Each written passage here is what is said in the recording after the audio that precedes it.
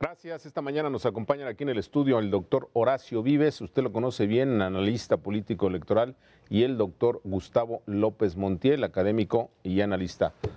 Doctor Horacio Vives, buen día. ¿Qué tal? Buen día, Gustavo. Ricardo, buen día. Doctor Buenos días. López Montiel, ¿cómo está? Buen día. Aprovechamos, doctor López Montiel. Bueno, se armó la gorda con todas las propuestas del nuevo gobierno, especialmente con estas 50 propuestas de, supuestamente para ahorrar, para no caer en corrupción y demás. La primera, que ha sido muy polémica, doctor Gustavo López Montiel, el salario del presidente en 108,000 pesos. ¿Bueno, malo o qué pasa? Pues ahí el tema es qué tanto es tantito, ¿no? Es decir, cómo podemos ubicar el salario, un salario justo para un funcionario público. Si lo hacemos, por ejemplo, comparando con otros países, el presidente mexicano no gana sustancialmente más que otros presidentes.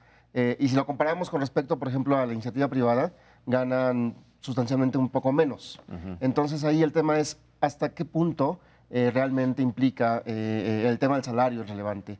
En buena medida porque en el gobierno, en la administración pública, hay una expertise en muchas áreas que obviamente compite con lo que pasa en las empresas privadas y en ese sentido, pues seguramente muchos funcionarios públicos actualmente, si se les reduce el sueldo se van a ir a otros lugares, como pasó en la Ciudad de México cuando se redujo el sueldo a los funcionarios y muchos de ellos emigraron a otros espacios del gobierno federal o incluso de la iniciativa privada. Y ¿No creo que es eso un asunto simbólico? ¿Es más mensaje simbólico? Yo creo que es un tema simbólico, obviamente, pero aquí, si vemos esos temas, hay temas mucho más preocupantes en la administración pública.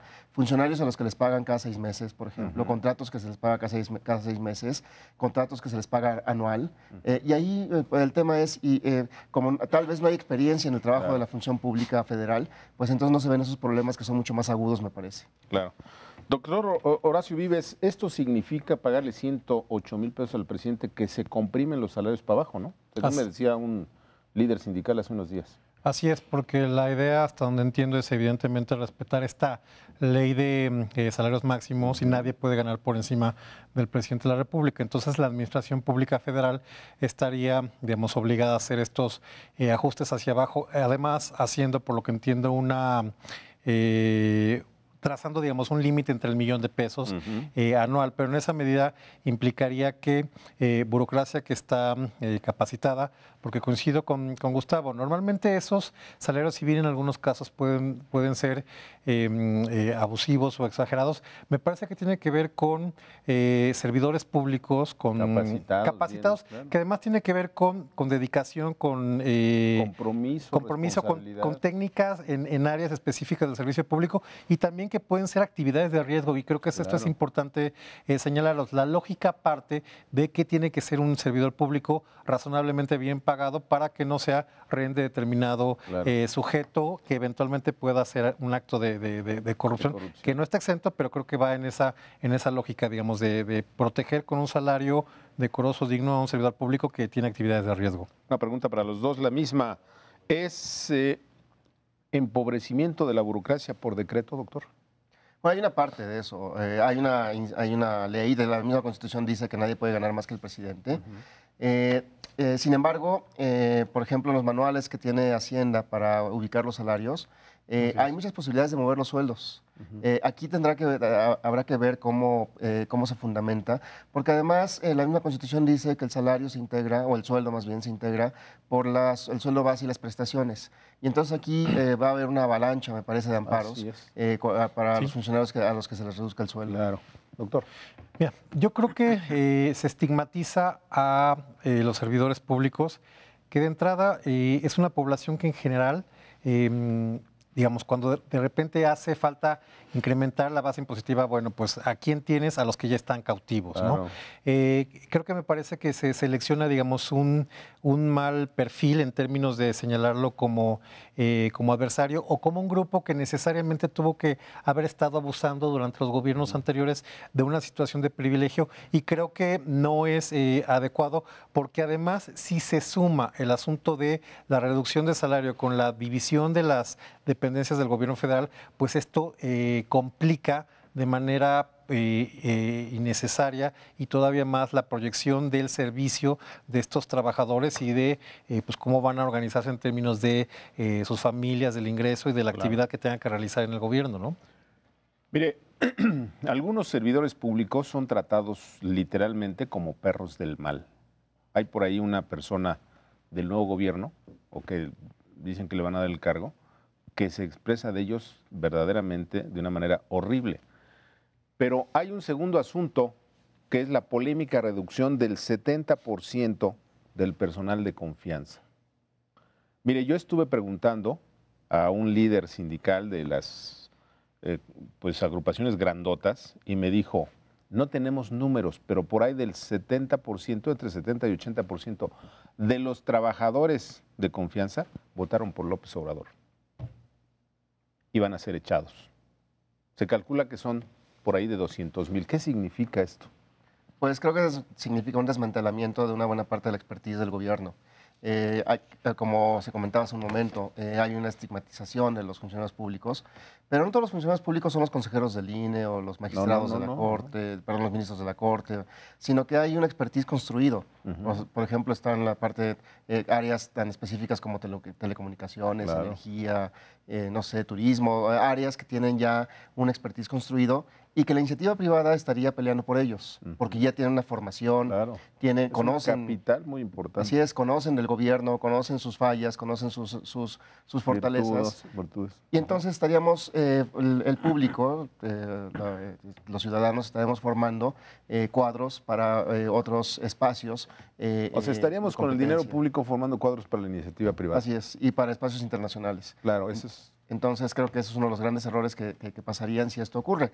Además del cambio de sedes de las propias dependencias, que implicaría en ese sentido un impacto importante para los funcionarios públicos, y no únicamente para ellos, sino también para los trabajadores de base. Déjeme decirle que tuve la oportunidad con un ingeniero de la Comisión Federal de Electricidad que me dijo, muy valiente, me dijo, sí, yo voté por López Obrador y me van a correr.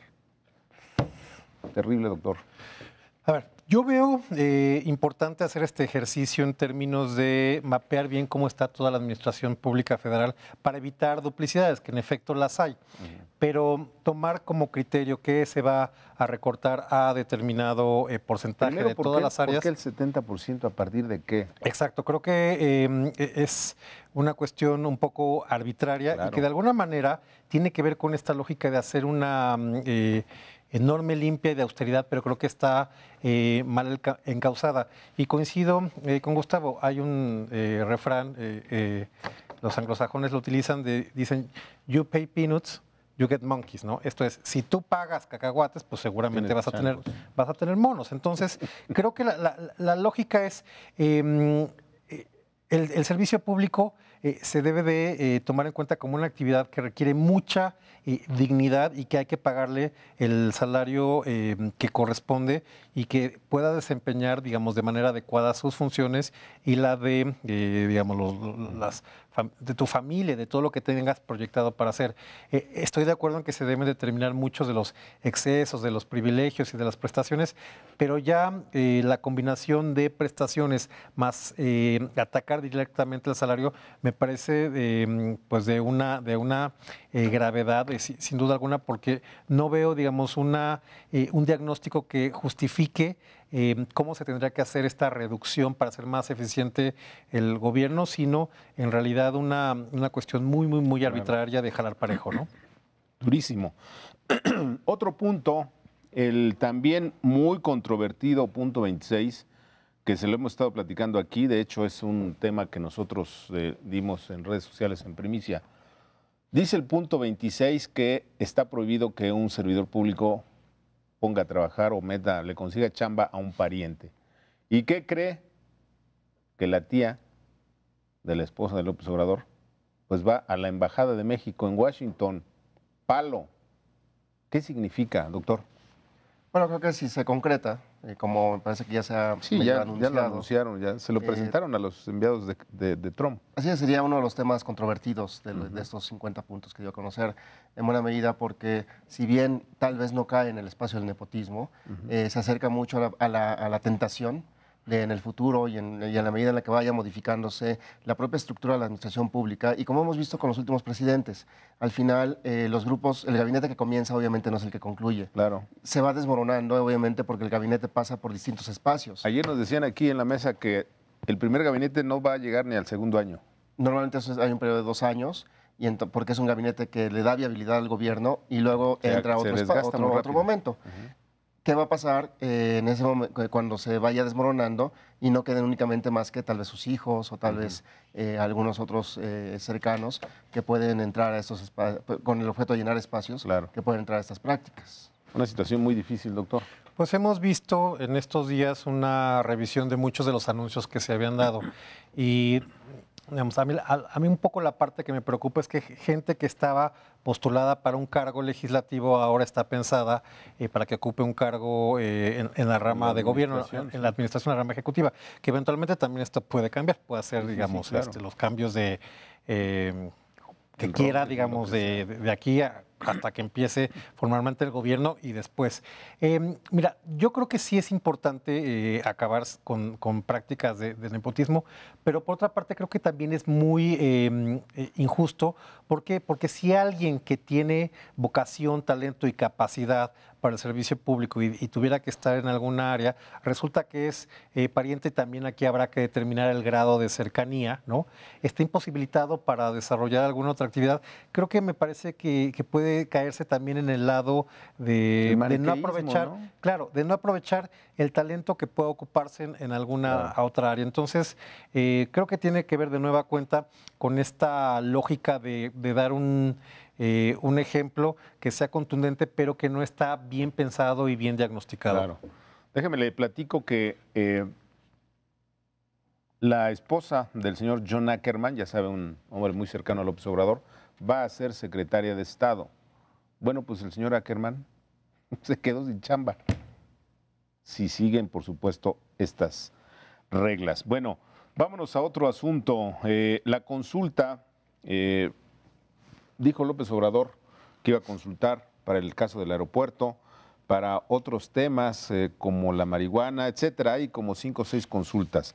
Pero resulta que el INE, y a mí me parece que reaccionaron muy bien los señores del INE, le dijeron, a ver, momento, la ley de consulta dice que solamente se empata una consulta con una elección federal y solamente después de que la Suprema Corte avala la pregunta para la consulta.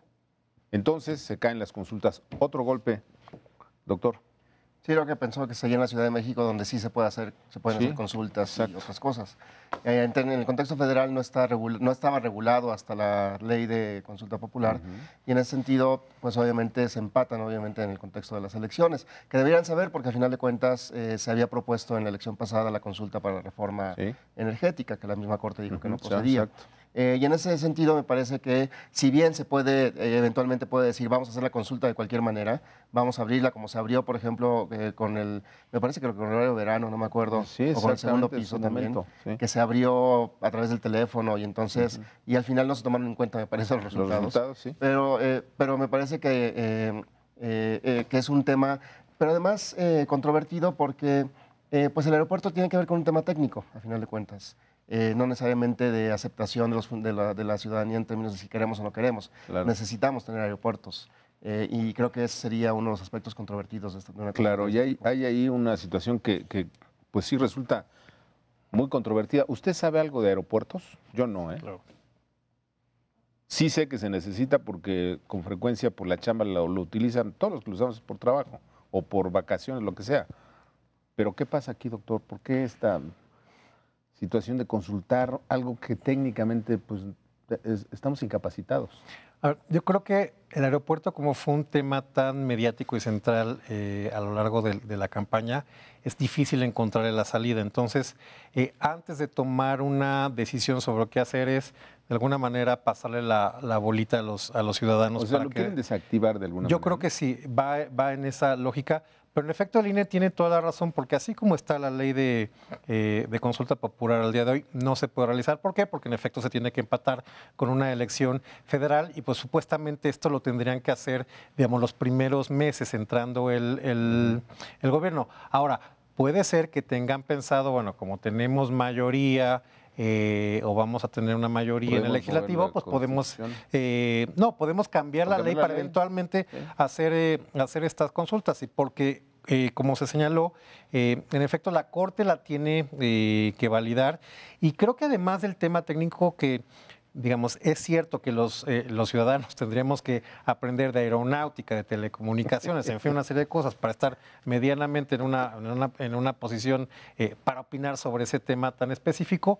Otra cosa que no estoy del todo seguro es si directamente es inviable, porque hacer un aeropuerto, a ver, no es permitir la construcción de un parque o de un alumbrado, tiene que ver en efecto con algo que impacta los ingresos de la federación, tanto por la inversión como por lo que se espera en términos del retorno futuro. Y eso, por supuesto, es uno de los 3 temas que, junto con seguridad pública y forma de gobierno, al día de hoy no pueden ser sujetos de consulta popular. Entonces, creo que también es un tema debatible.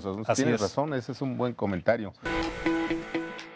Estamos de vuelta en la mesa. Le recuerdo, esta mañana nos acompañan aquí en el estudio el doctor Horacio Vives, analista político electoral, y el doctor Gustavo López Montiel, académico y analista. Antes de seguir, doctor Montiel, nos comentaba en el corte que también los servidores públicos van a trabajar el sábado. Sí, el punto 24 dice que se trabajará los sábados. ¿Sí? Y bueno, la Constitución también plantea eso. El artículo 123 en el apartado B, que corresponde al servicio público, dice que se trabaja de lunes a sábado. Entonces, creo que a final de cuentas habría servicios que podrían mejorarse en ese sentido. Pero aquí otra pregunta es, y porque además dice que 8 horas, entonces aquí el punto es, si se reduce el sueldo y se trabaja un día más. ¿Y cuál va a ser el impacto en el gasto de operación, por ejemplo, de distintas dependencias? Ese es un gran tema. ¿Sobre eso querías comentar algo, doctor? Muy rápido. Ya, con el comentario de... A ver, rápidamente, vámonos. Expertos pues, dicen repensar, piden repensar. Hemos leído a muchos, algunos muy buenos, algunos que han trabajado en el CISEN y que hoy escriben en distintos medios. Dicen, señores, repiénsenle bien lo del Estado Mayor, lo del CISEN, etcétera. ¿Qué pasa ahí, doctor? A ver, de entrada, yo creo que lo del Estado Mayor es una afrenta al ejército.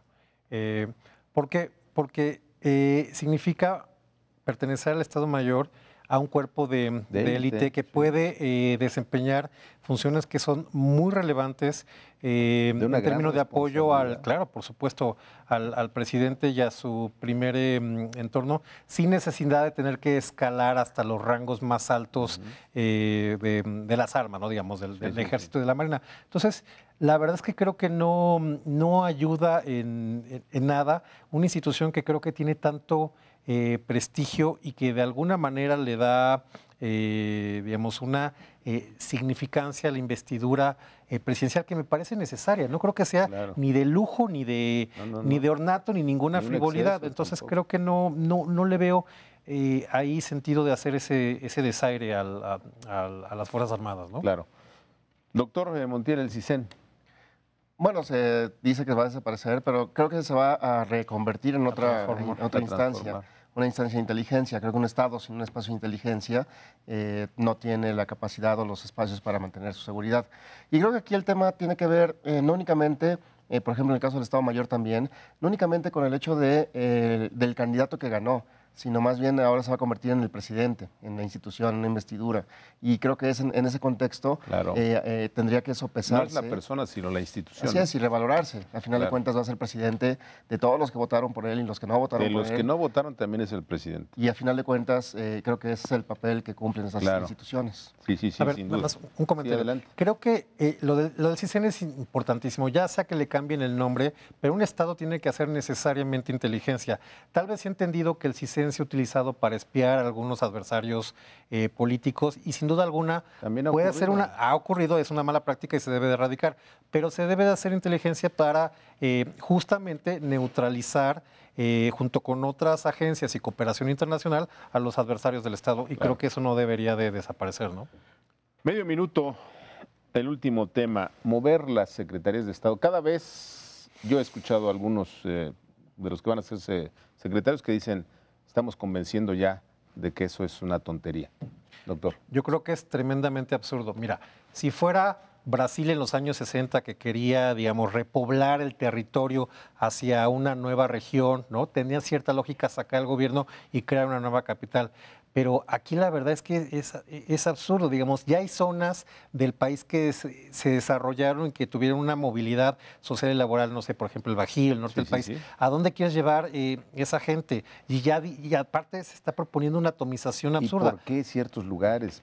¿Cuál es la lógica? O todavía dijeras, no, bueno, pues es que los vamos a llevar a Guerrero Negro, ¿no? En Baja California, o a la selva, pues no hay infraestructura para hacer una cosa así. Entonces creo que de todas las ideas que se han propuesto, sí me parece extravagante y no le ve mucho sentido. Y luego, ¿qué vas a hacer con la infraestructura que dejas aquí? Sí. ¿Vas a hacer el jardín vertical más grande del edificio de Pemex en el mundo? ¿O qué? No, la verdad es que no entiendo. Ese es una gran aporte. Sí. Rápidamente. Yo creo que la idea era llevarse las dependencias al donde hay actividad económica relacionada a las dependencias, por ejemplo, energía en Tabasco, pero pues ya no tenemos petróleo en Tabasco, entonces es una creo que más pesca Mazatlán, no sé. Además la idea está de reconfigurar las dependencias y creo que eso es uno de los posibles excesos y tentaciones de autoritarismo, en el sentido de decir, puedo hacer todo esto y más. Claro. Doctor, le agradezco. Gracias. Buenos días. Doctor. Gracias, Gustavo. Ricardo, buen día. Gracias, buen día. ¿Qué le pareció? Maravilloso el día de hoy. Bueno, pues por hoy es todo. Los esperamos mañana en Despertador Político. Quédese con Javier Solórzano y las noticias más importantes de este día. Gracias. Adiós.